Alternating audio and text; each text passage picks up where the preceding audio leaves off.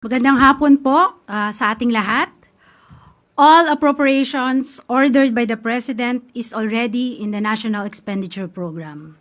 That is why it is called the President's Budget. So we reject any insinuations about it. The BICAM is purely under the power of the legislature. We respect and strictly follow the budget process, and all our actions are above board.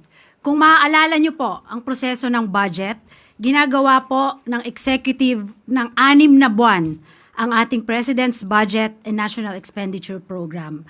Ayon sa Constitution, we have 30 days after the State of the Nation Address para isubmit ang National Expenditure Program sa Kongreso.